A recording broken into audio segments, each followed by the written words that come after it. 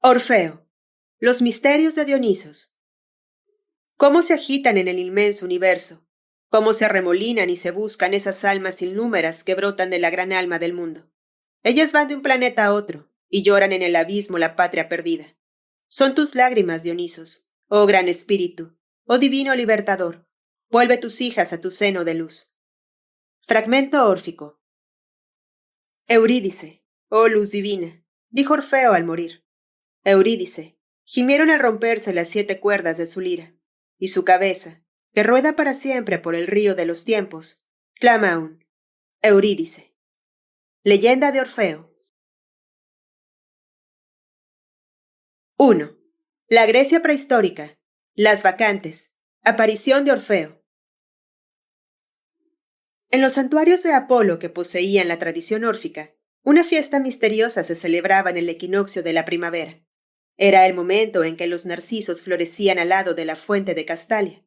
Los trípodes, las liras del templo, vibraban por sí mismos, y el dios invisible se decía volver del país de los hiperbóreos, sobre un carro tirado por cisnes.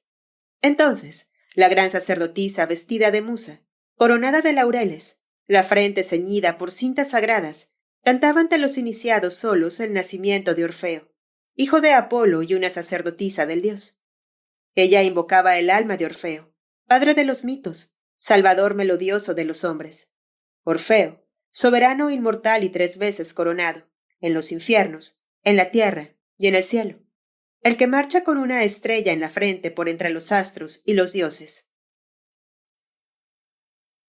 El canto místico de la sacerdotisa de Delfos aludía a uno de los numerosos secretos guardados por los sacerdotes de Apolo e ignorados por la multitud.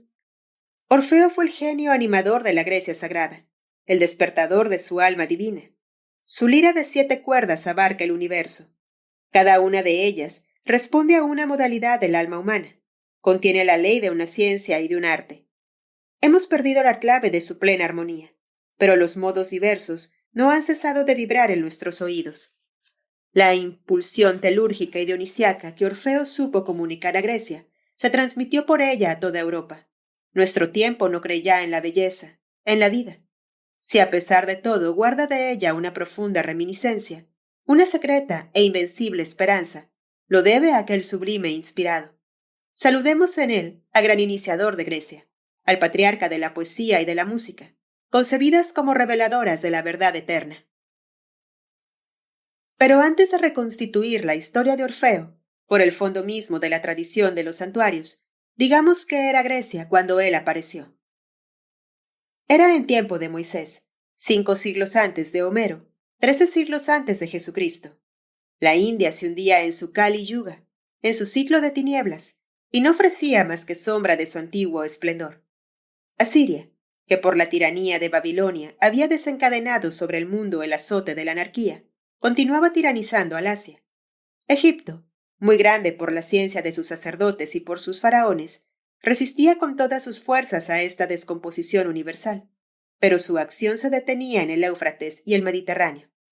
Israel iba a levantar en el desierto el principio del Dios masculino y de la unidad divina por la voz tonante de Moisés, pero la tierra no había aún oído sus ecos. Grecia estaba profundamente dividida por la religión y por la política. La península montañosa, que muestra sus finos cortes en el Mediterráneo y que rodea millares de islas, estaba poblada hacía miles de años por un brote de la raza blanca, emparentada con los getas, los escitas y los celtas primitivos. Aquella raza había sufrido las mezclas, las impulsiones de todas las civilizaciones anteriores. Colonias de la India, de Egipto y Palestina habían enjambrado en aquellas orillas, poblando sus promontorios y sus valles de razas, de costumbres, de divinidades múltiples. Las flotas pasaban a velas desplegadas bajo las piernas del coloso de Rodas, colocado sobre los 2 diques del puerto. El mar de las Cíclades, donde, en los días claros, el navegante ve siempre alguna isla o ribera en el horizonte, era surcado por las proas rojas de los fenicios y las proas negras de los piratas de Libia. Ellos llevaban en sus naves todas las riquezas de Asia y África, marfil, objetos pintados de cerámica, telas de Siria, vasos de oro, púrpura y perlas. Frecuentemente, mujeres arrebatadas de alguna costa salvaje. Por medio de aquel cruzamiento de razas, se había moldeado un idioma armonioso y fácil, mezcla del celta primitivo, del send, del sánscrito y del fenicio. Esa lengua, que pintaba la majestad del océano con el nombre de Poseidón y la serenidad del cielo en el de Uranos, imitaba todas las voces de la naturaleza, desde el canto de los pajarillos hasta el choque de las espadas y el estruendo de la tempestad. Era multicolor como su mar de un intenso azul, de matices cambiantes, multisonante como las olas que murmuran en sus golfos o mugen sobre sus innumerables arrecifes. Polufbollo, Thalassa, como dice Homero. Con aquellos comerciantes o aquellos piratas, iban con frecuencia sacerdotes que les dirigían o les mandaban como dueños. Escondían ellos en sus barcas una imagen de madera de una divinidad cualquiera. La imagen estaba sin duda groseramente tallada, y los marineros de entonces tenían por ella el mismo fetichismo que muchos de nuestros marinos tienen por su Madonna. Pero aquellos sacerdotes no dejaban de estar en posesión de ciertas ciencias, y la divinidad que llevaban de su templo a un país extranjero representaba para ellos una concepción de la naturaleza, un conjunto de leyes, una organización civil y religiosa. Porque en aquellos tiempos toda la vida intelectual descendía de los santuarios.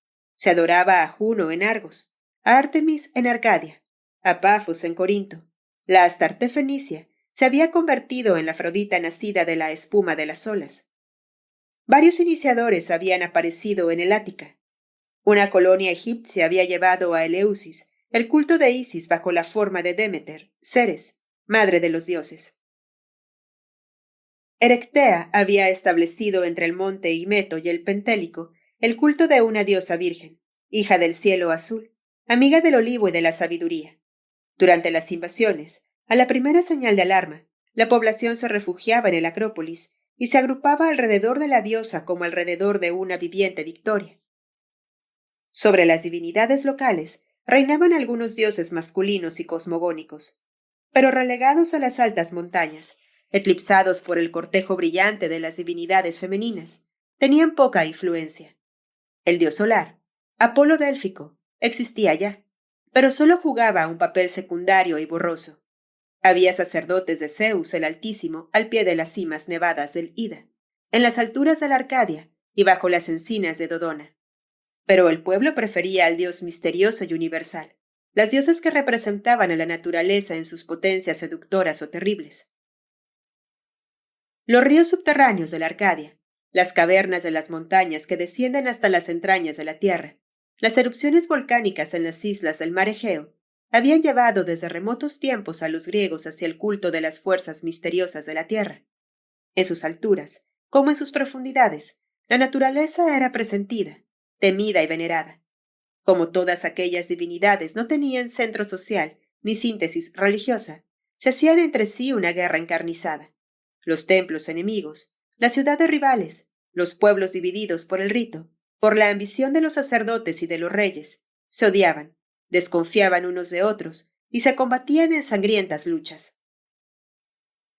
Pero tras la Grecia estaba la Tracia salvaje y ruda.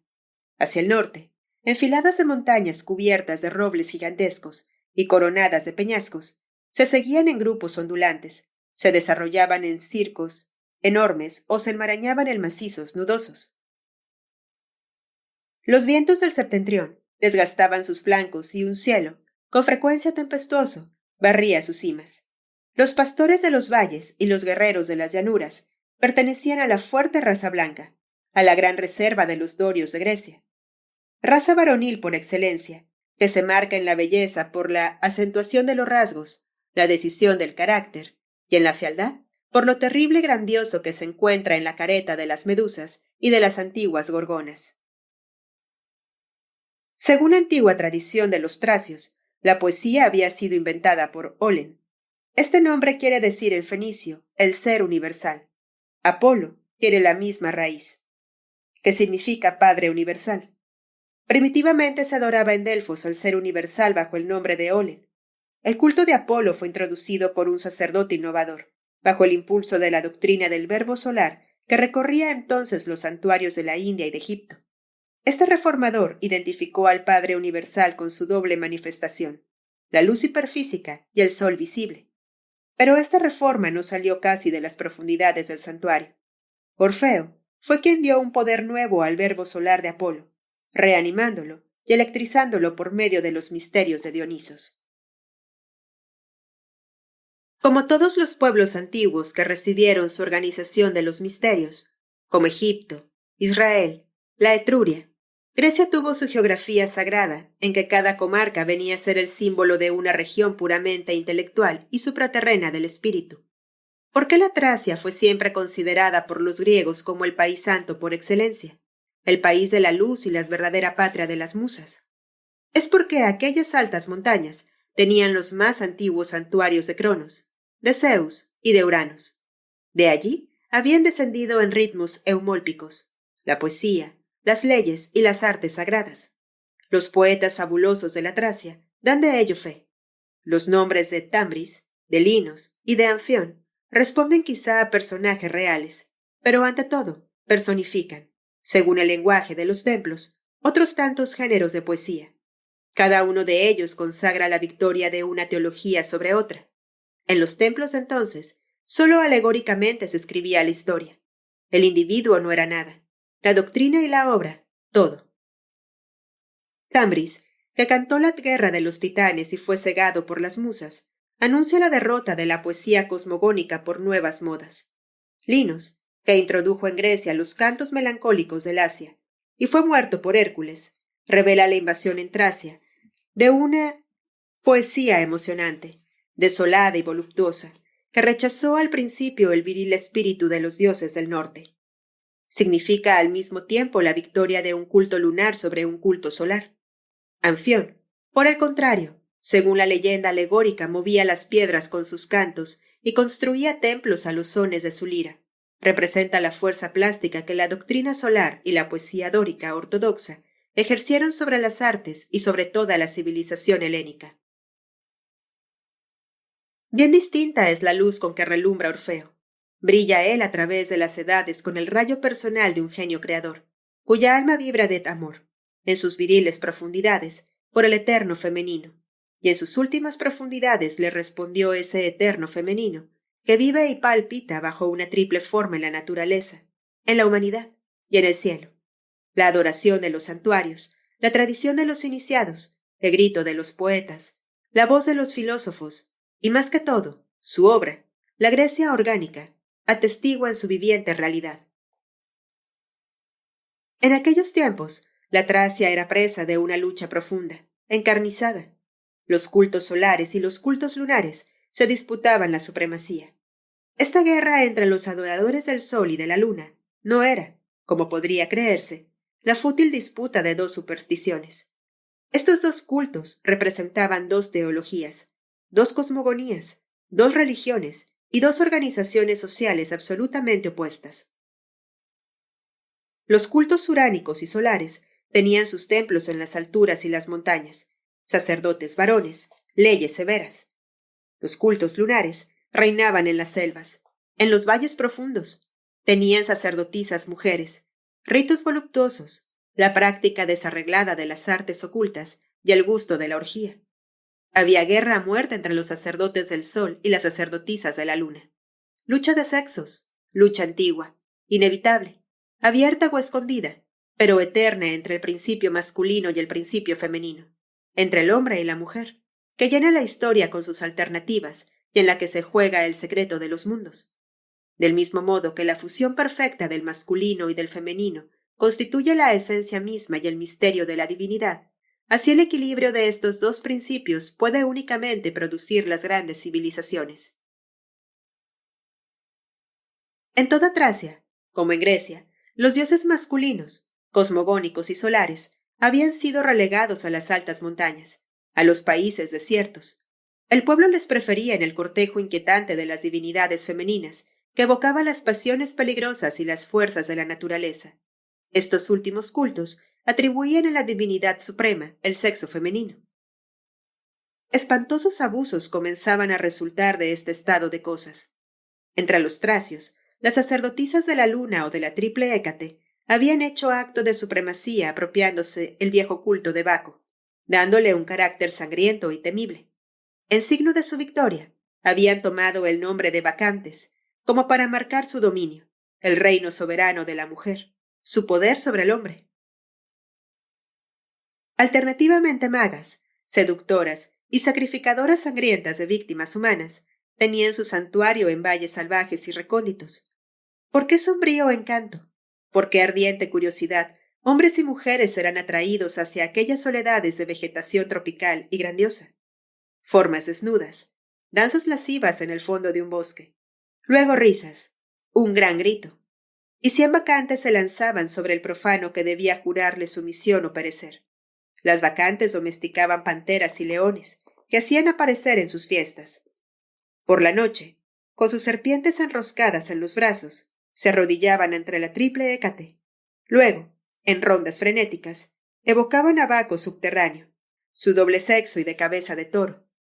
Pero desgraciado del extranjero, desgraciado del sacerdote de Júpiter o de Apolo, que fuera a espiarlas, inmediatamente era descuartizado. Las bacantes primitivas fueron, pues, las druidesas de la Grecia. Muchos jefes tracios continuaban fieles a los viejos cultos varoniles, pero las bacantes se habían insinuado entre algunos de sus reyes, que reunían a las costumbres bárbaras, el lujo y los refinamientos del Asia.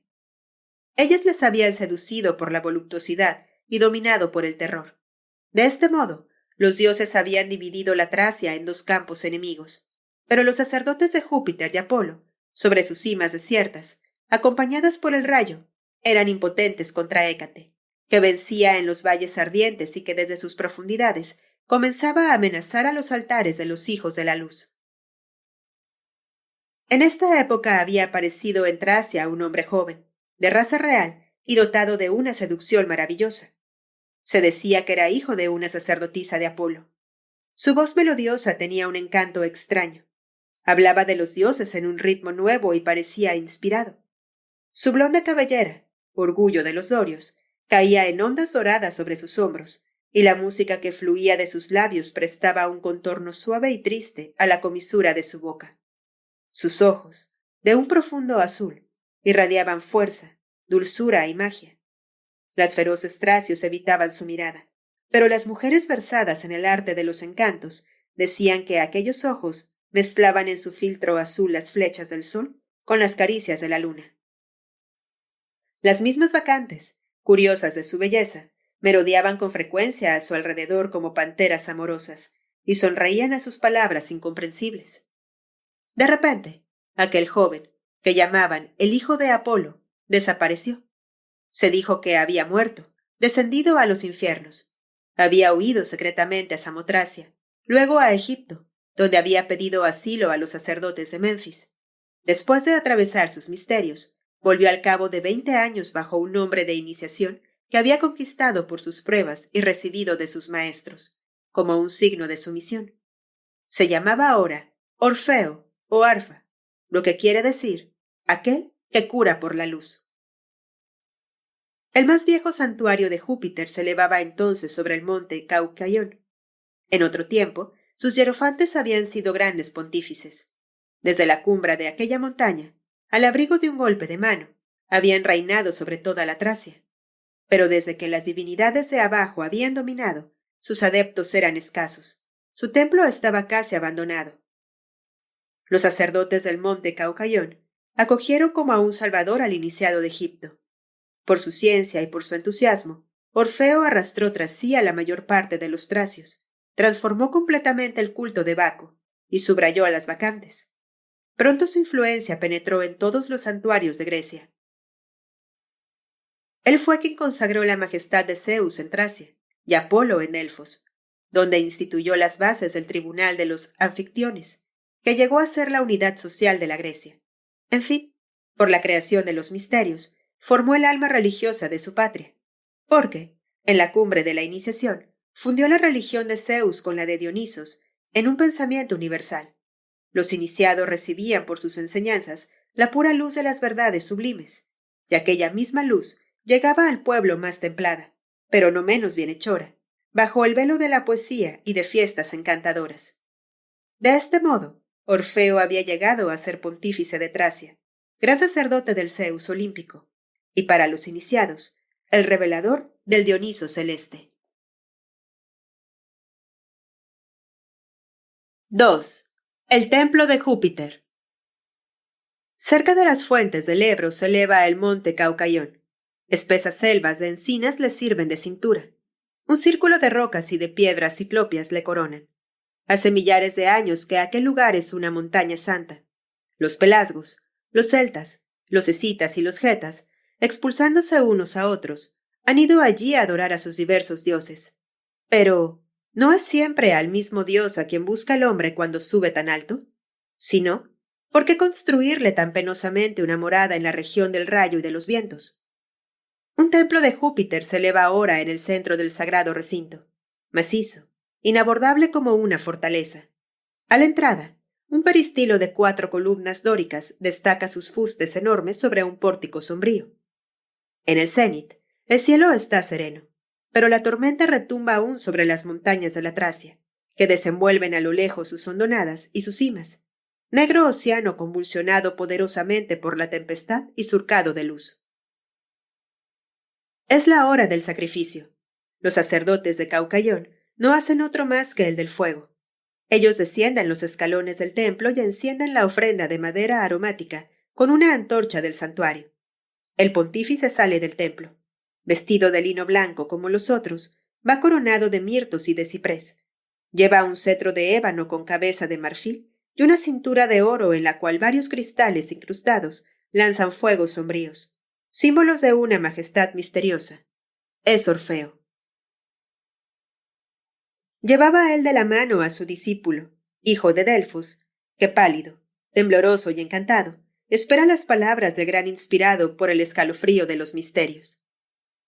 Orfeo lo ve, y para calmar al novicio elegido de su corazón, pone dulcemente sus brazos sobre sus hombros. Sus ojos sonríen, pero de repente resplandecen. Y mientras que a sus pies los sacerdotes giran alrededor del altar y cantan el himno del fuego, Orfeo, solemnemente, dice al novicio amado palabras de iniciación que caen en el fondo de su corazón como un licor divino. He aquí las palabras aladas de Orfeo al joven discípulo. Repliégate hasta el fondo de ti mismo, para elevarte al principio de las cosas, a la grande triada que resplandece en el éter inmaculado. Consume tu cuerpo por el fuego de tu pensamiento. Sal de la materia como la llama de la madera que ella devora. Entonces, tu espíritu se lanzará en el puro éter de las causas eternas, como el águila en el trono de Júpiter. Voy a revelarte el secreto de los mundos, el alma de la naturaleza, la esencia de Dios. Escucha por lo pronto al gran arcano. Un solo ser reina en el cielo profundo y en el abismo de la tierra. Zeus tonante, Zeus etéreo. Él es el consejo profundo, el poderoso odio y el amor delicioso. Él reina en la profundidad de la tierra y en las alturas del cielo estrellado. Soplo de las cosas, fuego indómito, varón y hembra, rey, poder, Dios y gran maestro. Júpiter es el esposo y la esposa divina, hombre y mujer, padre y madre. De su matrimonio sagrado, de sus eternos esponsales, salen incesantemente el fuego y el agua, la tierra y el éter, la noche y el día, los fieros titanes, los dioses inmutables y la semilla flotante de los hombres. Los amores del cielo y de la tierra no son conocidos de los profanos. Los misterios del esposo y de la esposa solo a los hombres divinos son revelados. Pero voy a declararte lo que es verdadero. Hace un momento el trueno conmovía estas rocas. El rayo caía en ellas como un fuego viviente, una llama movible, y los ecos de las montañas retumbaban de gozo. Pero tú temblabas no sabiendo de dónde viene ese fuego ni a dónde hiere.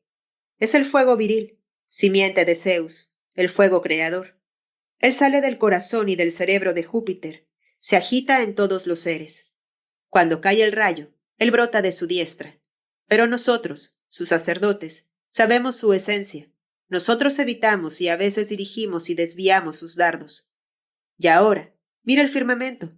Ve aquel círculo brillante de constelaciones sobre el cual está lanzada la banda ligera de la Vía Láctea, polvo de soles y de mundos. Mira cómo flamea Orión, chispean los gemelos y resplandece la lira. Es el cuerpo de la esposa divina que gira en su vértigo armonioso bajo los cantos del esposo. Mira con los ojos del espíritu. Tú verás su cabeza, sus brazos extendidos, y levantarás su velo sembrado de estrellas. Júpiter es el esposo y la esposa divina. He aquí el primer misterio. Pero ahora, hijo de Delfos, prepárate la segunda iniciación. Estremécete, llora, goza, adora, porque tu espíritu va a sumergirse en la zona ardiente donde el gran demiurgo hace la mezcla del alma y del mundo en la copa de la vida. Y saciando la sed en esta copa embriagadora, todos los seres olvidan la mansión divina y descienden al doloroso abismo de las generaciones. Zeus es el gran demiurgo, Dionisos es su hijo, su verbo manifestado. Dionisos, espíritu radiante, inteligencia viva, resplandecía en las mansiones de su padre, en el palacio del éter inmutable.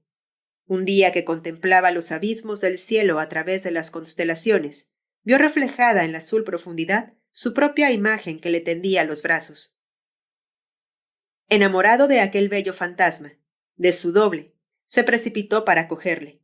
Pero la imagen huía siempre y le traía al fondo del abismo. Por fin, se encontró en un valle umbroso y perfumado, gozando de las brisas voluptuosas que acariciaban su cuerpo. En una gruta vio a Perséfona, Maya, la bella tejedora. Tejía un velo, en el que se veían ondear las imágenes de todos los seres. Ante la Virgen Divina, se detuvo mudo de admiración.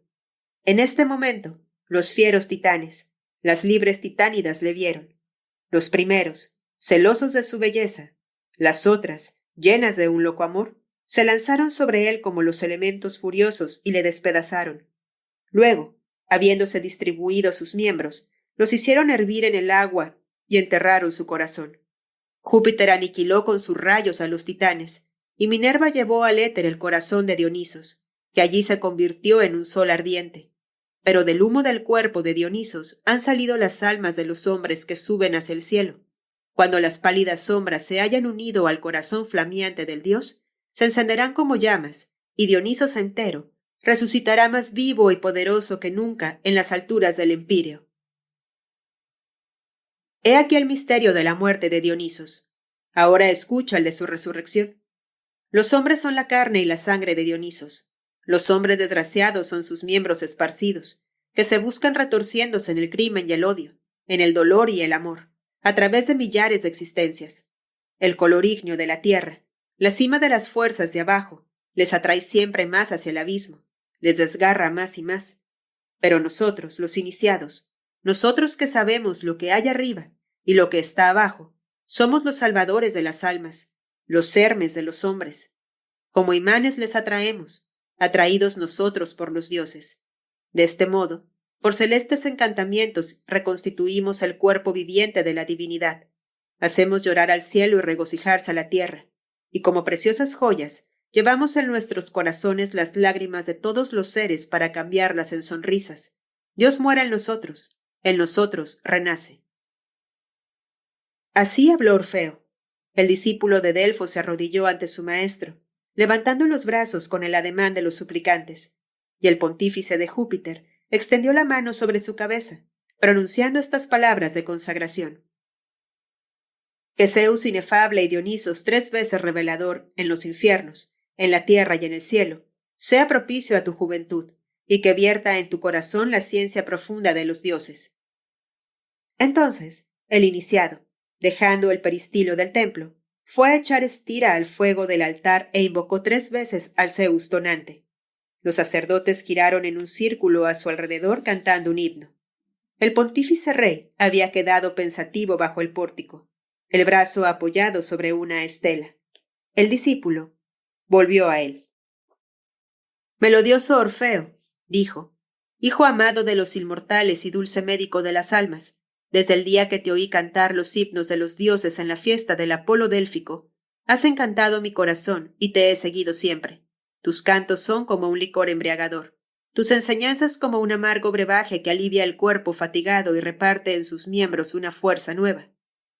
Áspero es el camino que conduce desde aquí a los dioses, dijo Orfeo, que parecía responder a voces internas, más bien que a su discípulo. Una florida senda, Una pendiente escarpada y después rocas frecuentadas por el rayo con el espacio inmenso alrededor. He aquí el destino del vidente y del profeta sobre la tierra. Hijo mío, quédate en los senderos floridos de la vasta llanura y no busques más allá. Mi sed aumenta a medida que tú quieres calmarla, dijo el joven iniciado. Me has instruido en lo que respecta a la esencia de los dioses, pero dime, gran maestro de los misterios, inspirado del divino Eros, ¿podré verlos alguna vez? Con los ojos del espíritu, dijo el pontífice de Júpiter, pero no con los del cuerpo. Tú aún no sabes ver más que con estos últimos. Preciso es un gran trabajo y grandes dolores para abrir los ojos internos. Tú sabes abrirlos, Orfeo. Contigo, ¿qué puedo temer? ¿Lo quieres? Escucha, pues. En Tesalia, en el valle encantado de Tempé, se eleva un templo místico, cerrado a los profanos. Allí es donde Dioniso se manifiesta a los novicios y a los videntes. Para dentro de un año te invito a su fiesta, y sumergiéndote en un sueño mágico, abriré tus ojos sobre el mundo divino. Sea hasta entonces casta tu vida y blanca tu alma. Pues sábelo, la luz de los dioses espanta a los débiles y mata a los profanadores. Mas ven a mi morada. Te daré el libro necesario a tu preparación. El maestro entró con el discípulo délfico en el interior del templo y le condujo a la gran sala que le estaba reservada. Allí ardía una lámpara egipcia siempre encendida, que sostenía un genio alado de metal forjado. Allí estaban, encerrados en cofres de cedro perfumado, numerosos rollos de papiros cubiertos de jeroglíficos egipcios y caracteres fenicios, así como también los libros escritos en lengua griega por Orfeo, y que contenían su ciencia mágica y su doctrina secreta. El maestro y el discípulo se entretuvieron en la sala durante una parte de la noche. 3. Fiesta dionisiaca en el valle de Tempé. Estamos en Tesalia, en el fresco valle del Tempé. Había llegado la noche santa, consagrada por Orfeo a los misterios de Dionisos. Guiado por uno de los servidores del templo, el discípulo de Delfos marchaba por un desfiladero estrecho y profundo, bordeado por rocas a pico. En la noche, solo se oía el murmullo del río que fluía entre sus verdes orillas. Por fin, la luna llena se mostró tras una montaña. Su disco amarillento salió entre las rocas sumidas en la oscuridad. Su luz sutil y magnética se difundió en las profundidades, y de repente, el valle encantado apareció en una claridad paradisiaca. Por un momento se reveló por completo con sus hondonadas cubiertas de césped, sus bosquecillos de fresnos y de álamos, sus cristalinos manantiales, sus rutas veladas por yedras colgantes y su río sinuoso rodeando islotes de árboles o corriendo bajo bóvedas de ramaje. Un vapor amarillento, un sueño voluptuoso envolvía las plantas. Suspiros de ninfas parecían hacer palpitar el espejo de las fuentes, y vagos sonidos de flautas escapaban de los rosales inmóviles. Sobre todas las cosas se cernía el silencioso encanto de Diana. El discípulo de Delfos caminaba como un ensueño. A veces se detenía para respirar el delicioso perfume de la madreselva y del laurel. Pero la mágica claridad solo duró un instante. La luna quedó cubierta por una nube. Todo se volvió negro. Las rocas tomaron de nuevo sus formas amenazadoras, y las luces errantes brillaron por todas partes bajo la espesura de los árboles, a la orilla del río y en las profundidades del valle. Son los mistos que se ponen en camino, dijo el anciano guía del templo. Cada cortejo tiene su guía porta antorcha. Vamos a seguirlos. Los viajeros encontraron coros que salían de los bosques y se ponían en marcha. Primero, vieron pasar a los mistos del Baco joven, adolescentes vestidos con largas túnicas de finísimo lino y coronados de yedra. Llevaban copas de madera tallada, símbolo de la copa de la vida. Luego llegaron hombres jóvenes, robustos y vigorosos. Eran los devotos de Hércules luchador. Llevaban cortas túnicas, piernas desnudas, cubiertas las espaldas por una piel de león y coronas de olivo sobre su cabeza. Después vinieron los inspirados, los mistos de Baco, sacrificado, llevando alrededor del cuerpo una piel cebrada de pantera, cintas de púrpura en los cabellos y el tirso en mano.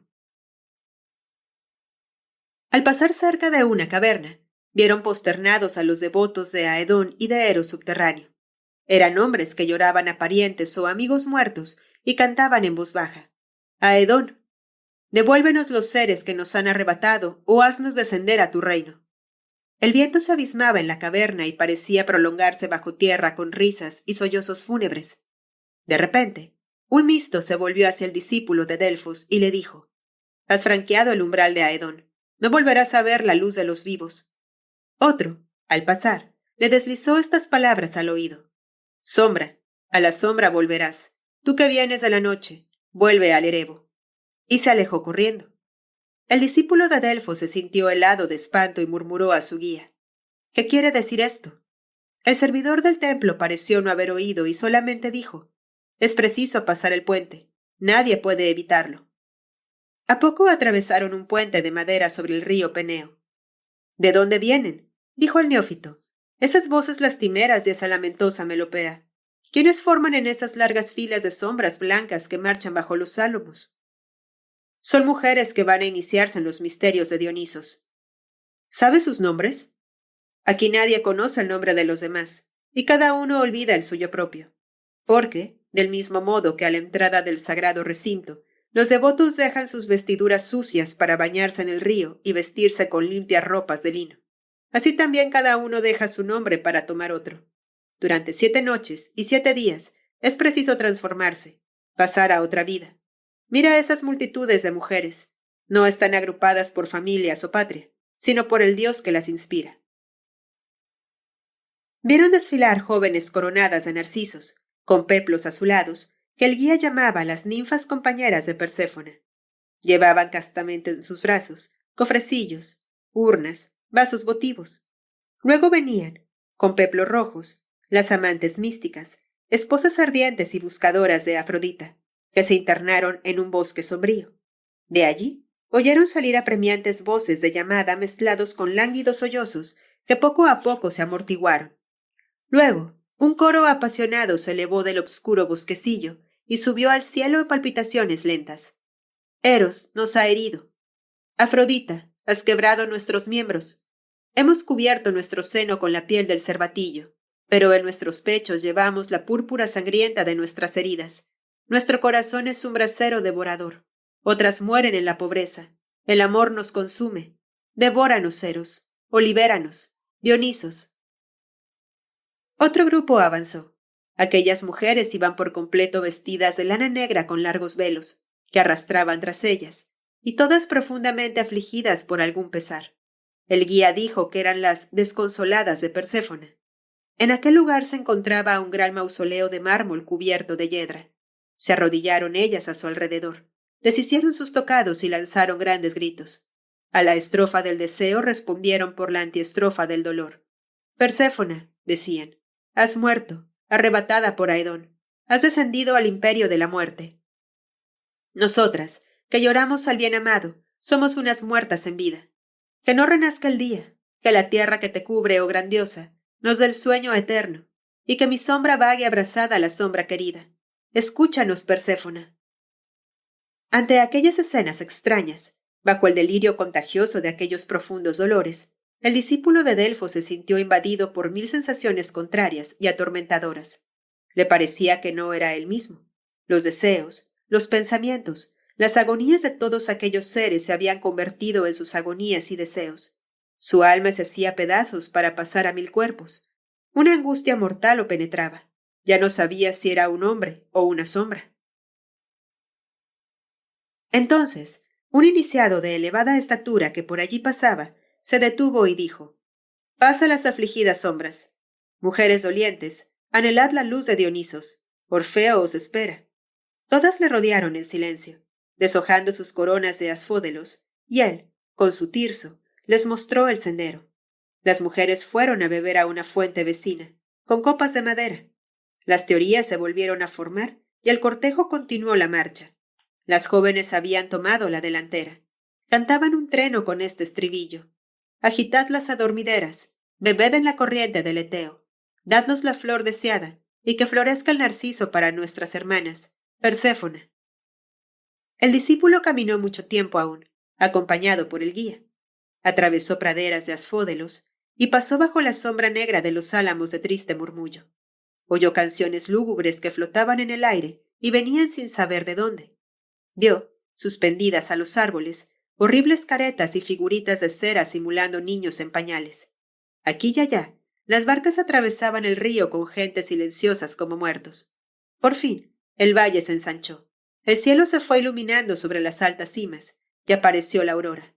A lo lejos se divisaban las sombrías gargantas del monte Osa, surcadas de abismos en que se amontonaban las rocas desplomadas. Más cerca, en medio de un anfiteatro de montañas, sobre una colina cubierta de bosque, brillaba el templo de Dionisos. El sol doraba ya las altas cimas. A medida que se aproximaron al templo, veían llegar de todas partes cortejos de devotos, multitudes de mujeres, grupos de iniciados. Estas gentes, graves en apariencia, más agitadas interiormente por una tumultuosa esperanza, se reunieron al pie de la colina y subieron al santuario. Todos se saludaban como amigos, agitando los ramos y los tirsos. El guía había desaparecido, y el discípulo de Delfos se encontró, sin saber cómo, en un grupo de iniciados de brillantes cabellos adornados con coronas y cintas de colores diversos. Jamás los había visto. Sin embargo, creía reconocerlos por una reminiscencia llena de felicidad. Ellos también parecían esperarle, pues le saludaban como a un hermano y le felicitaban por su feliz llegada. Conducido por su grupo y como transportado sobre alas, subió hasta los más altos escalones del templo, cuando un rayo de luz deslumbradora entró en sus ojos.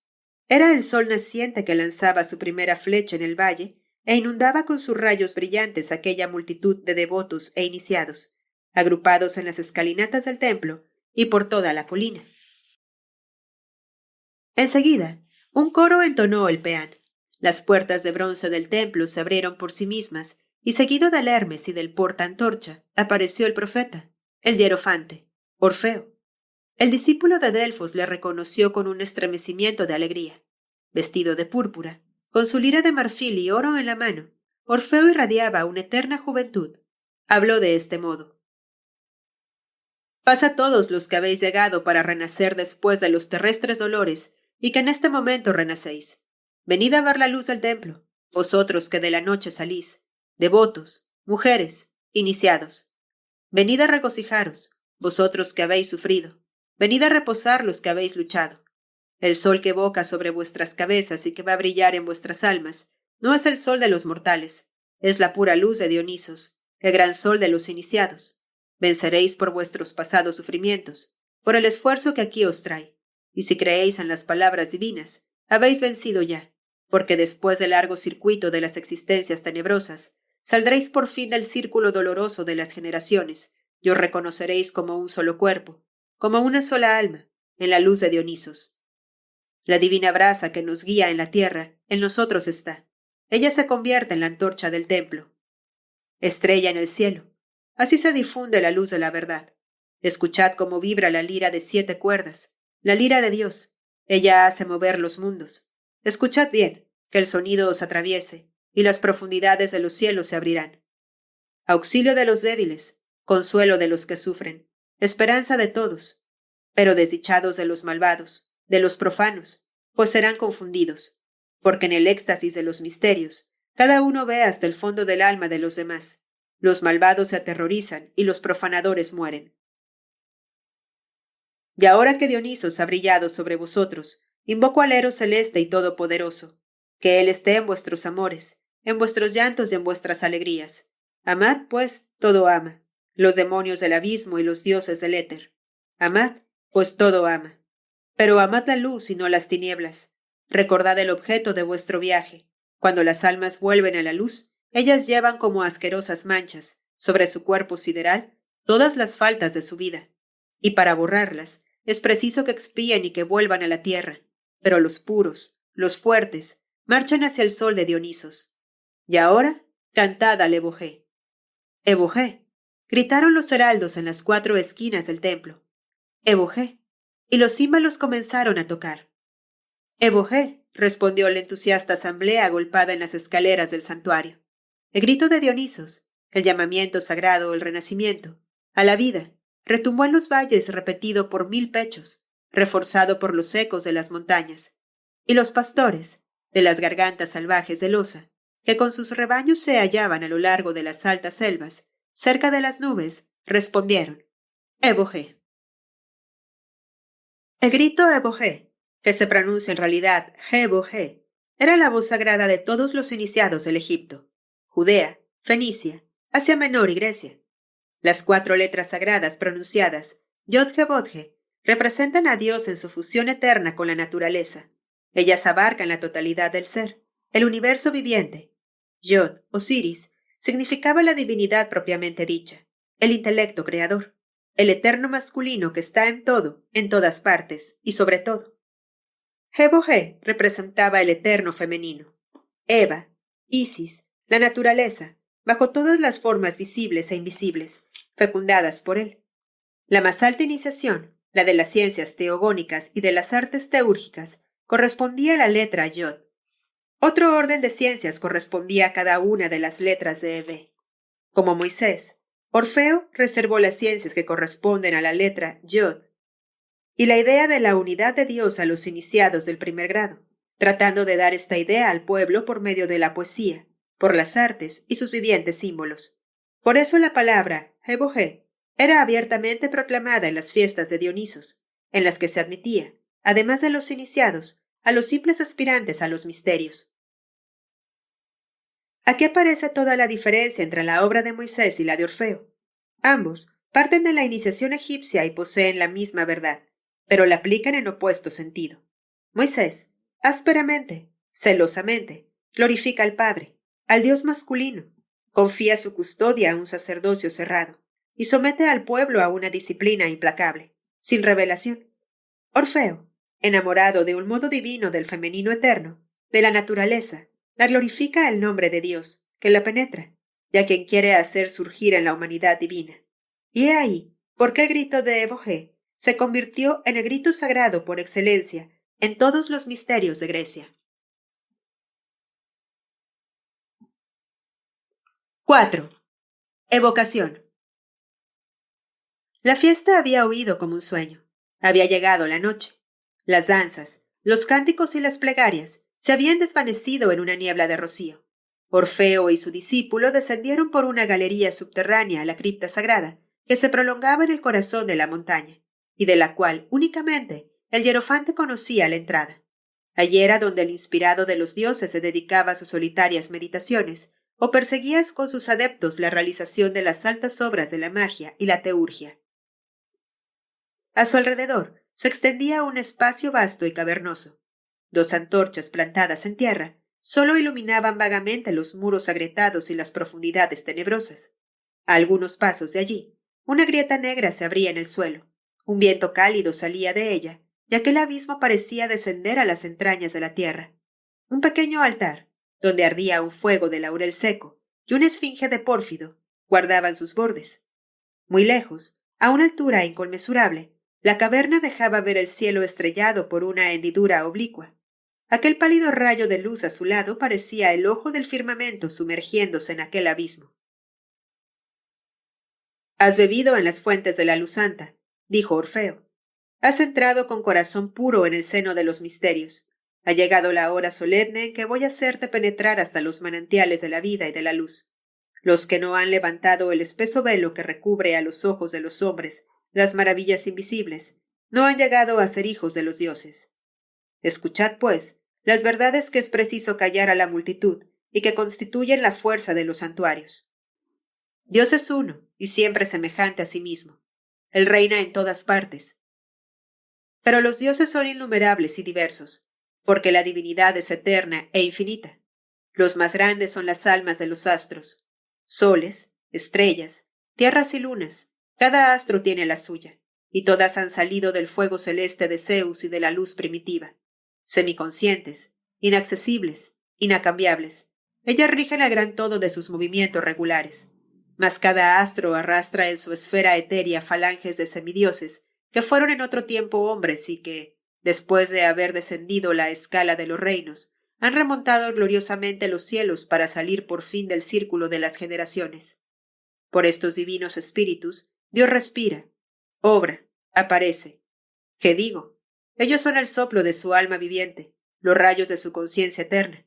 Ellos gobiernan a los ejércitos de los espíritus inferiores, que vigorizan a los elementos. Ellos dirigen los mundos. De lejos, de cerca, ellos nos rodean, y aunque de esencia inmortal, revisten formas siempre cambiantes, según los pueblos, los tiempos y las regiones. El impío que los niega, los teme. El hombre piadoso, los adora sin conocerlos. El iniciado los conoce, los atrae y los ve.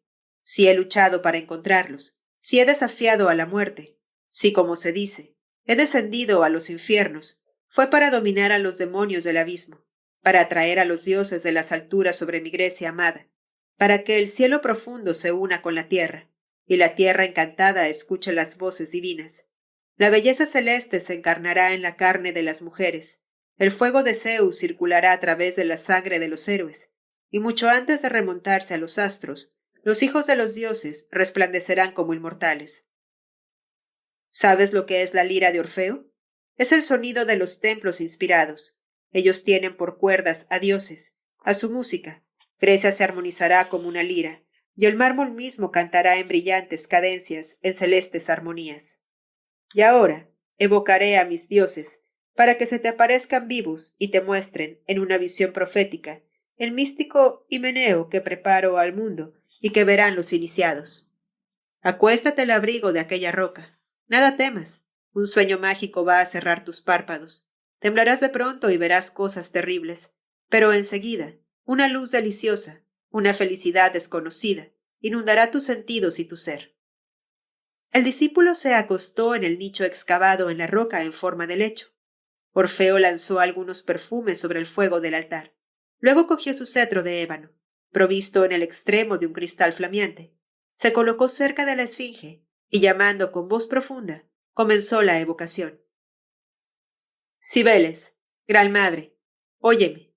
Luz original, llama ágil, etérea y siempre movible a través de los espacios, que contienes los ecos y las imágenes de todas las cosas. Yo llamo a tus corrientes fulgurantes de luz. Oh alma universal, incubadora de los abismos, sembradora de soles, que dejas arrastrar en el éter tu manto estrellado. Luz sutil, oculta invisible a los ojos de carne, gran madre de los mundos y de los dioses, tú que encierras los tipos eternos, antiguas Cibeles, a mí.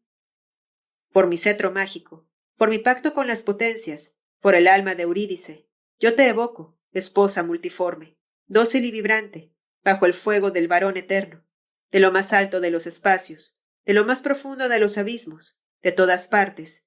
Llega, afluye, llena esta caverna de tus efluvios, rodea al hijo de los misterios con una muralla de diamante, y hazle ver en tu seno profundo los espíritus del abismo, de la tierra y de los cielos.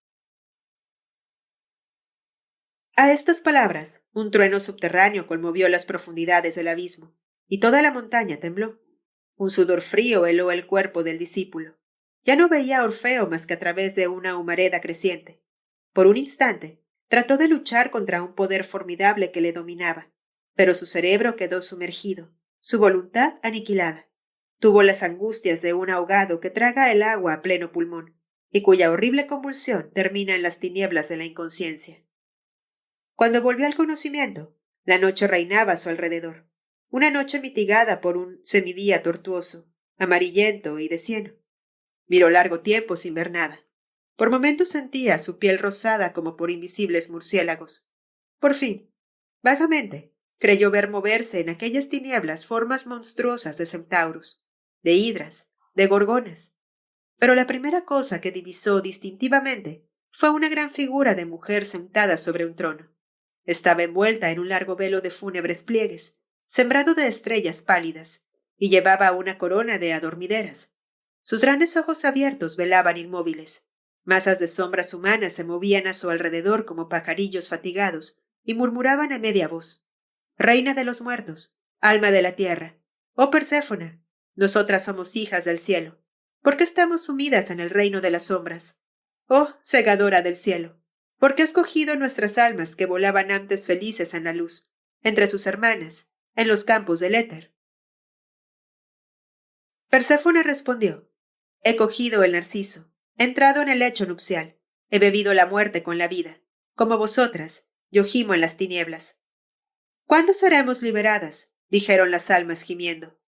Cuando llegue mi esposo libertador, respondió Perséfona. Entonces aparecieron mujeres terribles.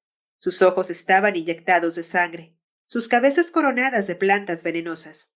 Alrededor de sus brazos, de sus tallos medio desnudos, se retorcían serpientes que manejaban a guisa de fustas. Almas, espectros, larvas, decían con voz silbante: no creáis a la reina insensata de los muertos. Somos las sacerdotisas de la vida, tenebrosas, siervas de los elementos y de los monstruos de abajo, vacantes en la tierra, furias en el tártaro. Somos nosotras vuestras reinas, eternas, almas infortunadas.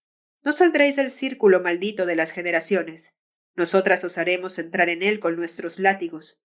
Torceos para siempre entre los anillos sibilantes de nuestros serpientes, en los nudos del deseo, del odio y del remordimiento. Y se precipitaron, desgreñadas, sobre el rebaño de las almas asustadas, que se pusieron a girar en los aires bajo sus latigazos, como un torbellino de hojas secas, lanzando grandes gemidos.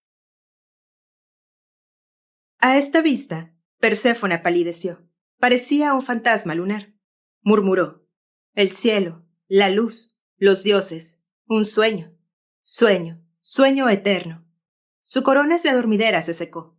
Sus ojos se cerraron con angustia. La reina de los muertos cayó en letargo sobre su trono y luego desapareció en las tinieblas. La visión cambió. El discípulo de Delfos se vio en un valle espléndido y verderante.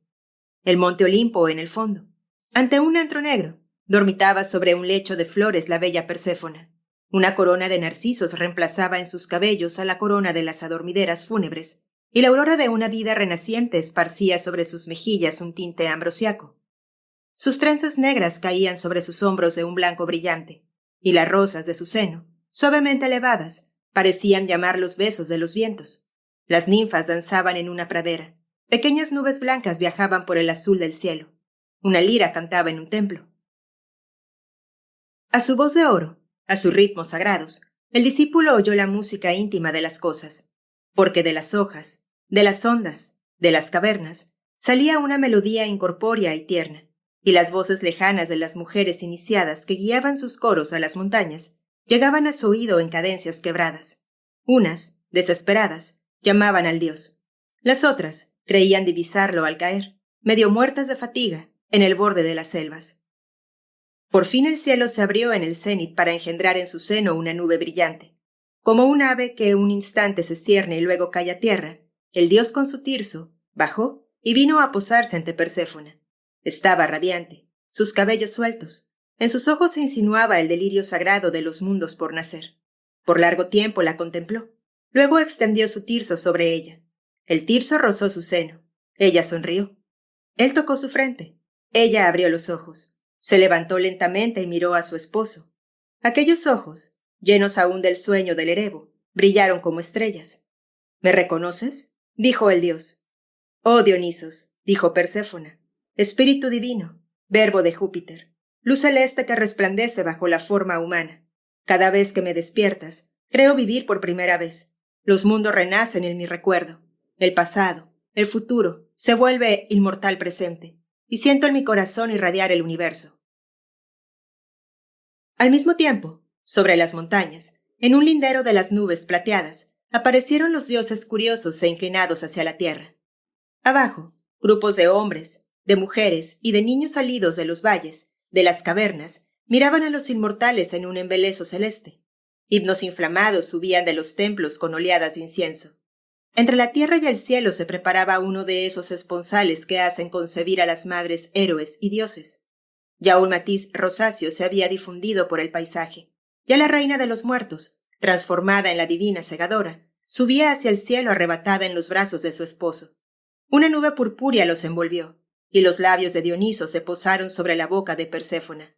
Entonces, un inmenso grito de amor salió del cielo y de la tierra, como si el estremecimiento sagrado de los dioses, pasando sobre la gran lira, quisiera desgarrar todas sus cuerdas, lanzar sus sonidos a todos los vientos al mismo tiempo. Brotó de la divina pareja una fulguración, un huracán de luz cegadora, y todo desapareció. Por un momento, el discípulo de Orfeo se sintió como abismado en la fuente de todas las vidas, sumergido en el sol del ser, pero sumergido en su brasa incandescente, volvió a subir con sus alas celestes, y como relámpago, atravesó los mundos para alcanzar en los límites el sueño extático del infinito. Cuando volvió a sus sentidos corporales, estaba sumido en la negra obscuridad. Una lira luminosa brillaba sola en las tinieblas. Ella huía, y se convirtió en estrella. Entonces, únicamente, el discípulo vio que estaba en la cripta de las evocaciones, y que aquel punto luminoso era la hendidura lejana de la caverna abierta, hacia el firmamento. Una gran sombra estaba en pie ante él. Reconoció a Orfeo en sus largos bucles y en el cristal flamígero de su cetro. «Hijo de Delfos, ¿de dónde vienes?», dijo el hierofante. «Oh maestro de los iniciados, celeste encantador, maravilloso Orfeo, he tenido un sueño divino. ¿Habrá sido un encanto o un don de los dioses? ¿Qué ha pasado? ¿Ha cambiado el mundo? ¿Dónde estoy ahora?» «Has conquistado la corona de la iniciación y has vivido en mi sueño, la Grecia inmortal. Pero salgamos de aquí, porque para que todo se cumpla, es preciso que yo muera y que tú vivas». 5. La muerte de Orfeo. Los robles de la selva bramaban fustigados por la tempestad en las faldas del monte Caucayón. El trueno rugía a golpes redoblados sobre las rocas desnudas y hacía temblar el templo de Júpiter hasta en sus cimientos. Los sacerdotes de Zeus estaban reunidos en una cripta consagrada del santuario, y sentados en sus asientos de bronce, formaban un semicírculo. Orfeo estaba en el centro, como un acusado. Estaba más pálido que de costumbre, pero una llama profunda salía de sus ojos serenos. El más anciano de los sacerdotes elevó su voz grave como la de un juez.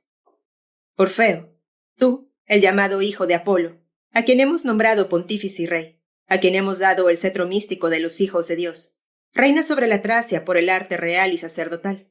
Has elevado en esta comarca los templos de Júpiter y de Apolo, y has hecho relucir en la noche de los misterios el sol divino de Dionisos. Mas, ¿sabes bien el peligro que nos amenaza? Tú que conoces los temibles secretos, tú que más de una vez nos has predicho el porvenir y que los lejos has hablado a tus discípulos apareciéndote en sueños, ¿ignoras lo que pasa a tu alrededor? En tu ausencia, las salvajes bacantes, las sacerdotisas malditas, se han reunido en el valle de Hécate. Guiadas por Arlaonice, la maga de Tesalia, han persuadido a los jefes de las orillas del Ebrus para que restablezcan el culto de la sombría Hécate, y amenazan con destruir el templo de los dioses viriles y todos los altares del Altísimo. Excitados por sus bocas ardientes, guiados por sus antorchas incendiarias, 1000 guerreros tracios acampan al pie de esta montaña, y mañana asaltarán el templo, excitados por el aliento de esas mujeres vestidas con la piel de pantera, ávidas de la sangre masculina. Arlaonice, la gran sacerdotisa de la tenebrosa Hécate, las conduce. Es la más terrible de las magas, implacable y encarnizada como una furia. Debes conocerla. ¿Qué dices de esto? Lo sabía todo, dijo Orfeo, y todo ello tenía que llegar. Entonces, ¿por qué no has hecho nada para defendernos? Arlaonice ha jurado degollarnos sobre nuestros altares, cara al cielo viviente que adoramos. ¿Qué va a ser de este templo, de sus tesoros, de tu ciencia y de Zeus mismo, si nos abandonas? ¿No estoy con vosotros?, continuó Orfeo con dulzura. Has llegado, pero demasiado tarde, dijo el anciano. Arlaonice conduce a las bacantes y las bacantes conducen a los tracios. ¿Le rechazarás con el rayo de Júpiter y con las flechas de Apolo? ¿Por qué nos has llamado a este recinto a los jefes tracios fieles a Zeus para aplastar la rebelión? No es con las armas, sino con la palabra, como se defiende a los dioses. No hay que combatir a los jefes, sino a las bacantes. Iré yo solo, quedaos tranquilos. Ningún profano franqueará este sagrado recinto. Mañana terminará el reino de las sanguinarias sacerdotisas. Y sabedlo bien, vosotros que tembláis ante la horda de Hécate, vencerán los dioses celestes y solares. A ti, anciano, que dudabas de mí, dejo el cetro de pontífice y la corona de hierofante. ¿Qué vas a hacer?, dijo el anciano asustado. Voy a unirme a los dioses. Hasta la vista todos. Orfeo salió dejando a los sacerdotes mudos sobre sus asientos. En el templo encontró al discípulo de Delfos, y cogiéndole con fuerza la mano, le dijo: «Voy al campo de los tracios, sígueme». Marchaban bajo las encinas. La tempestad se había alejado, entre las espesas ramas brillaban las estrellas. «Ha llegado para mí la hora suprema», dijo Orfeo. «Otros me han comprendido. Tú me has amado. Eros es el más antiguo de los dioses, dicen los iniciados. Él contiene la clave de todos los seres. También te he hecho penetrar en el fondo de los misterios. Los dioses te han hablado, Tú les has visto. Ahora, lejos de los hombres, solo ambos, a la hora de su muerte, Orfeo debe dejar a su discípulo amado el enigma de su destino, la inmortal herencia, la pura antorcha de su alma. Maestro, escucho y obedezco, dijo el discípulo de Delfos. Caminemos, dijo Orfeo, por ese sendero que desciende. La hora se aproxima. Quiero sorprender a mis enemigos. Sígueme y escucha. Graba mis palabras en tu memoria, pero guárdalas como un secreto. Se imprimirán en letras de fuego sobre mi corazón. Los siglos no las borrarán. Tú sabes ahora que el alma es hija del cielo. Has contemplado su origen y su fin y comienzas a recordarlo. Cuando desciende a la carne, ella continúa, aunque débilmente, recibiendo la influencia de arriba. Por nuestras madres, ese soplo potente nos llega al principio. La leche de su seno alimenta nuestro cuerpo, pero de su alma se nutre nuestro ser angustiado por la ahogadora prisión de la materia. Mi madre era sacerdotisa de Apolo. Mis primeros recuerdos son los de un bosque sagrado, un templo solemne, una mujer que me lleva en sus brazos envolviéndome en su suave cabellera como en un cálido vestido. Los objetos terrestres, los semblantes humanos me llenaban de horrible terror. Pero enseguida, mi madre me apretaba en sus brazos, encontraba su mirada y ella me inundaba de una divina reminiscencia del cielo. Pero aquel rayo murió en el gris sombrío de la tierra. Un día mi madre desapareció. Había muerto. Privado de su mirada, apartado de sus caricias, quedé espantado de mi soledad. Habiendo visto correr la sangre de un sacrificio, tomé horror al templo y descendí a los valles tenebrosos. Las bacantes asombraron mi juventud. Entonces ya Arlaonice reinaba sobre esas mujeres voluptuosas y feroces. Hombres y mujeres, todos le temían. Ella respiraba un sombrío deseo y aterrorizaba. Esta hija de Tesalia ejercía sobre quienes se aproximaban a ella un atractivo fatal. Por las artes de la infernal Hécate, atraía a las jóvenes a su valle embrujado y las instruía en su culto. Arlaonice había puesto sus ojos sobre Eurídice. Se había obstinado en atraer a aquella virgen con un designio perverso, con un amor desenfrenado, maléfico. Quería arrastrar a aquella joven al culto de las bacantes, dominarla, entregarla a los genios infernales después de haber marchitado su juventud. Ya ella había envuelto en sus promesas seductoras, en sus encantos nocturnos. Atraído yo por no sé qué presentimiento al valle de Hécate, caminaba un día por las altas hierbas de una pradera llena de plantas venenosas. Reinaba el horror en las proximidades de los bosques frecuentados por las bacantes. Pasaban por ellos bocanadas de perfumes, como el cálido soplo del deseo. Vi a Eurídice, que caminaba lentamente, sin verme, hacia un antro, como fascinada por un objeto invisible. A veces una frívola risa salía del bosque de las bacantes, otras, un extraño suspiro. Eurídice se detenía temblorosa, incierta, y luego continuaba su marcha, como atraída por mágico poder. Sus bucles de oro flotaban sobre sus hombros blancos, sus ojos de narciso nadaban en la embriaguez, mientras marchaba a la boca del infierno. Pero yo había visto el cielo latente en su mirada. «Eurídice», exclamé, cogiendo su mano. «¿A dónde vas?» Como despierta de un sueño, lanzó un grito de horror y salvación, y cayó en mi seno. Entonces el divino Eros nos dominó, y por una mirada, Eurídice y Orfeo fueron esposos para siempre. Entretanto, Eurídice, que me había abrazado en su temor, me mostró la gruta con un gesto de espanto. Me aproximé y vi allí una mujer sentada. Era Arlaonice. Cerca de ella, una pequeña estatua de Hécate en cera pintada de rojo, blanco y negro, que tenía un látigo. Ella murmuraba palabras encantadas haciendo mover su rueca mágica, y sus ojos fijos en el vacío parecían devorar su presa. Rompí la rueca, pisoteé la Hécate, y atravesando a la maga con la mirada exclamé: «Por Júpiter, te prohíbo pensar en Eurídice, bajo pena de muerte, porque sábelo, los hijos de Apolo no te temen». Arlaonice, suspensa, se retorció como una serpiente bajo mi gesto y desapareció en su caverna, lanzándome una mirada de odio mortal. Conduje a Eurídice a las proximidades del templo. Las vírgenes de Erebo, coronadas de jacinto, cantaron, y Meneo, a nuestro alrededor, y conocí la felicidad.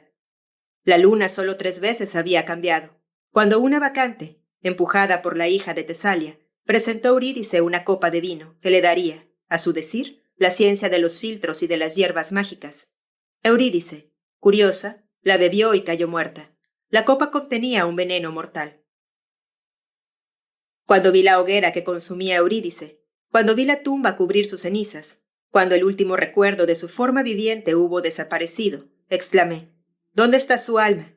Partí desesperado y erré por toda Grecia. Pedí su evocación a los sacerdotes de Samotracia. La busqué en las entrañas de la tierra, en el cabo Tenaro, en vano. Por fin llegué al antro de Trofonio. Allí, ciertos sacerdotes conducían a algunos visitantes temerarios por una grieta del suelo, hasta los lagos de fuego que hierven en el interior de la tierra, y haciéndoles ver lo que allí pasa. Durante el descenso, se entra en éxtasis, y en la segunda vista se abre. Se respira apenas, la voz se apaga, no se puede hablar más que por signos. Unos se vuelven a la mitad del camino, otros persisten y mueren asfixiados. La mayor parte de los que salen vivos se vuelven locos. Después de haber visto lo que ninguna boca debe decir, subí a la gruta y caí en profundo letargo. Durante aquel sueño de muerte se me apareció Eurídice. Ella flotaba en un limbo, pálida como un rayo lunar, y me dijo: «Por mí has desafiado al infierno. Me has buscado entre los muertos. Heme aquí. Vengo a verte para oír tu voz. No habito en el seno de la tierra, sino la región del Erebo, el cono de sombra entre la tierra y la luna. Giro en torbellinos en ese limbo, llorando como tú. Si quieres libertarme, salva a Grecia dándole la luz. Entonces, volviendo a encontrar mis alas, subiré hacia los astros, y me volverás a encontrar en la luz de los dioses. Hasta entonces, me es preciso errar en la esfera turbia y dolorosa. Por 3 veces la quise coger. Por 3 veces se desvaneció en mis brazos como una sombra. Oí únicamente como un sonido de cuerda que se desgarra. Luego una voz débil, como un soplo, triste como un beso de adiós, murmuró: «Orfeo». A esta voz me desperté. Aquel nombre, dado por un alma, había transformado mi ser. Sentí pasar por mí el sagrado escalofrío de un deseo inmenso con el poder de un amor sobrehumano. Eurídice, viva, me hubiese dado la embriaguez de la dicha. Eurídice, muerta, me hizo encontrar la verdad. Por amor he revestido yo el hábito de lino, dedicándome a la gran iniciación y a la vida ascética. Por amor he penetrado en la magia y he buscado la ciencia divina. Por amor he atravesado las cavernas de Samotracia, los pozos de las pirámides y las tumbas de Egipto. He rebuscado en la muerte para encontrar la vida, y sobre la vida he visto los limbos, las almas, las esferas transparentes, el éter de los dioses. La tierra me ha abierto sus abismos, el cielo sus templos flameantes. He arrancado la ciencia, oculta bajo las momias. Los sacerdotes de Isis y de Osiris me han entregado sus secretos. Ellos solo tenían aquellos dioses. Yo tenía Eros. Por él he hablado, cantado, vencido. Por él he deletreado el verbo de Hermes y Zoroastro. Por él he pronunciado el de Júpiter y Apolo. Mas la hora ha llegado de confirmar mi misión por mi muerte. Otra vez me es preciso descender a los infiernos para subir de nuevo al cielo. Escucha, hijo querido. Tú llevarás mi doctrina al templo de Delfos y mi ley al tribunal de los anfictiones. Dionisos es el sol de los iniciados. Apolo será la luz de la Grecia. Los anfictiones, los guardianes de la justicia. El hierofante y su discípulo habían llegado al fondo del valle. Ante ellos, un claro, grandes macizos de bosques sombríos, tiendas y hombres echados. Orfeo marchaba tranquilamente por medio de los tracios dormidos y fatigados de una orgía nocturna. Un centinela que velaba aún le pidió su nombre. «Soy un mensajero de Júpiter. Llama a tus jefes», le respondió Orfeo. «¿Un sacerdote del templo?» Este grito, lanzado por el centinela, se reparte como una señal de alarma en todo el campo. Se arman, se llaman, las espadas brillan. Los jefes acuden asombrados y rodean al pontífice. «¿Quién eres? ¿Qué vienes a hacer aquí?» «Soy un enviado del templo. Vosotros todos, reyes, jefes, guerreros de Tracia, renunciad a luchar con los hijos de la luz y reconoced la divinidad de Júpiter y de Apolo. Los dioses de las alturas os hablan por mi boca. Vengo como amigo si me escucháis, como juez si rehusáis oírme». «Habla», dijeron los jefes. En pie, bajo un gran olmo, Orfeo habló. Habló de los beneficios de los dioses, del encanto de la luz celestial, de la vida pura que llevaba en la cima con sus hermanos iniciados, bajo el ojo del gran Uranos, y los que quería comunicar a todos los hombres, prometiendo apaciguar las discordias, curar a los enfermos, mostrar las simientes que producen los mejores frutos de la tierra, y aquellas aún más preciosas que atesoran los divinos frutos de la vida, la alegría, el amor, la belleza. Y mientras así hablaba, Su voz grave y dulce vibraba como las cuerdas de una lira, y penetraba más y más en el corazón de los tracios sobresaltados. Del fondo de los bosques, las bacantes curiosas, con sus antorchas en mano, habían llegado también, atraídas por la música de una voz humana. Apenas vestidas con la piel de pantera, vinieron a mostrar sus pechos morenos y sus talles soberbios. Al resplandor de las nocturnas antorchas, sus ojos brillaban de lujuria y de crueldad. Pero, calmadas poco a poco por la voz de Orfeo, se agruparon a su alrededor o se sentaron a sus pies como bestias feroces domadas. Unas, sobrecogidas de remordimientos, fijaban en tierra una sombría mirada. Otras escuchaban como encantadas. Y los tracios, emocionados, murmuraban entre ellos: «Es un dios el que habla. Es el mismo Apolo que encanta a las bacantes». Entretanto, desde el fondo del bosque, Arglaunis espiaba. La gran sacerdotisa de Hécate, viendo a los tracios inmóviles y a las bacantes encadenadas por una magia más fuerte que la suya, sintió la victoria del cielo sobre el infierno, y su poder maldito hundirse en las tinieblas, de donde había salido, bajo la palabra del divino seductor. Ella enrojeció, y lanzándose ante Orfeo con un esfuerzo violento, dijo: «¿Decís que es un dios? Y yo os digo que es Orfeo, un hombre como vosotros, un mago que os engaña, un tirano que se ciñe vuestras coronas. Decís un dios, el hijo de Apolo, él, el sacerdote, el orgulloso pontífice. Lanzaos sobre él. Si es dios, que se defienda. Y si yo miento, desgarradme en pedazos». Arglaunis venía seguida de algunos jefes excitados por sus maleficios e inflamados por su odio. Ellos se arrojaron sobre el hierofante.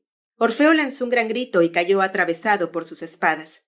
Él tendió la mano a su discípulo y dijo: «Yo muero, mas los dioses viven». Luego expiró. Inclinada sobre su cadáver, la maga de Tesalia, cuyo semblante se parecía ahora al de Tisífona, espiaba con salvaje alegría el último suspiro del profeta, y se preparaba a obtener un oráculo de su víctima. Mas, para su gran espanto, aquella faz cadavérica se reanimó al resplandor flotante de la antorcha. Una palidez rojiza se esparció por el semblante del muerto.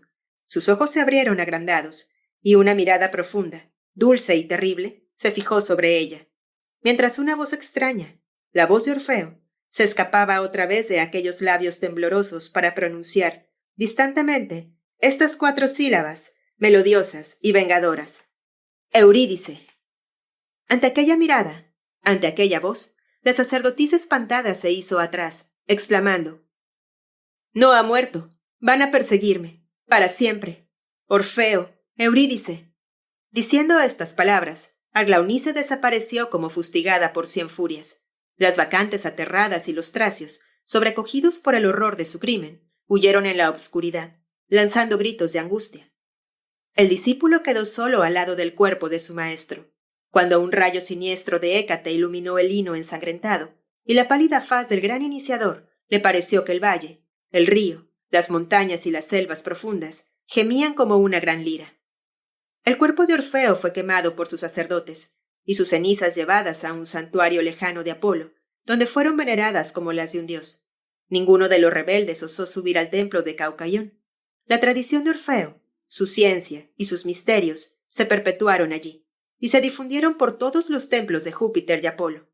Los poetas griegos decían que Apolo estaba celoso de Orfeo, porque se invocaba a éste más frecuentemente. La verdad es que cuando los poetas cantaban Apolo, los grandes iniciados invocaban el alma de Orfeo, salvador y profeta. Más tarde, los tracios, convertidos a la religión de Orfeo, contaron que aquél había bajado a los infiernos para buscar allí el alma de su esposa, y que las bacantes, celosas de su amor eterno, le habían despedazado. Su cabeza fue lanzada al Ebrus, y llevada por sus ondas tempestuosas, llamaba aún Eurídice. De este modo, los tracios cantaron como profeta a quien habían matado como criminal, y que por su muerte hubo de convertirles. Así, el verbo órfico se infiltró misteriosamente en las venas de la Helenia por las vías secretas de los santuarios y de la iniciación. Los dioses se armonizaron a su voz, como en el templo un coro de iniciados a los sones de una lira invisible, y el alma de Orfeo se convirtió en el alma de Grecia.